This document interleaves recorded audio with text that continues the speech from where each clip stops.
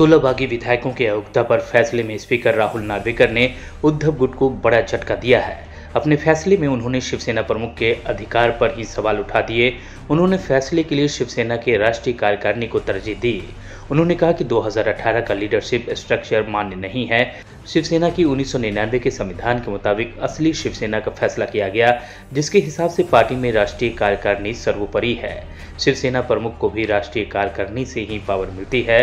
उद्धव का नेतृत्व पार्टी के संविधान के मुताबिक नहीं है। यूबीटी गुट के दलील में दम नहीं है। एकनाथ शिंदे को पार्टी विधायक दल के नेता के पद से हटाने का हक उद्धव ठाकरे के पास नहीं था। विधानसभा अध्यक्ष राहुल नार्वेकर ने कहा कि उद्धव ठाकरे अकेले निर्णय नहीं ले सकते थे। उन्होंने कहा कि नेता के पद से एकनाथ शिंदे को हटाना गलत था। उन्होंने कहा कि संविधान के मुताबिक वह नहीं हटा सकते थे। नार्वेकर ने कहा कि पार्टी की राष्ट्रीय कार्यकारिणी की बैठक नहीं बुलाई गई थी। उन्होंने कहा कि शिंदे को हटाने का फैसला कार्यकारिणी ही हटा सकती है। असली शिवसेना कौन है? शिवसेना का 1999 का संविधान ही मान्य है। चुनाव आयोग में रिकॉर्ड में ही शिंदे गुट ही असली शिवसेना है। शिवसेना उद्धव गुट ने पार्टी का संविधान पेश नहीं किया है। 21 जून 2022 को जो हुआ उसे समझना होगा। शिवसेना के दोनों गुट असली होने का दावा कर रहे हैं। चुनाव आयोग के रिकॉर्ड में दिए गए शिवसेना का नेतृत्व स्ट्रक्चर के आधार पर फैसला लिया गया।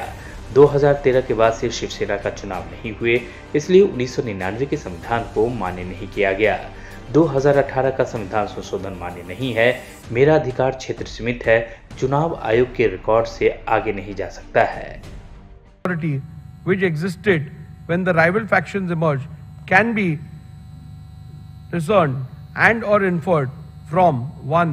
The Shinde faction resolution dated 21st June 2022 and 23rd June 2022 available on record of the legislature secretariat, and the admitted position which can be inferred from the initiation of petitions against 38 legislators of Shinde faction by the UBT faction. Shinde faction had an overwhelming majority of 37 out of 55 MLAs with the when the rival faction emerged.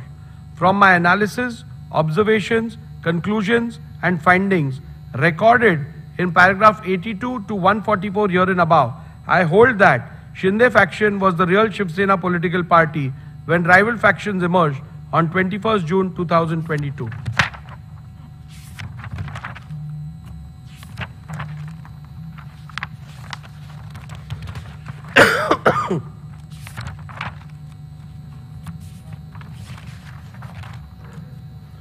In view of my findings that the Shinde faction was the real political party when the rival faction emerged, and that Shri Sunil Prabhu ceased to be the duly authorized whip from 21st June 2022, I further conclude that Shri Bharat Gogaole was validly appointed as the whip, as that was the reflection of the will of the Shiv Sena political party as on 21st June 2023.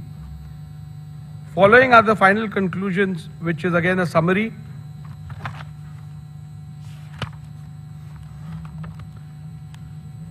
Have the respondents incurred disqualification in terms of paragraph 21A of the 10th schedule of the Constitution on account of their acts, omissions and conduct.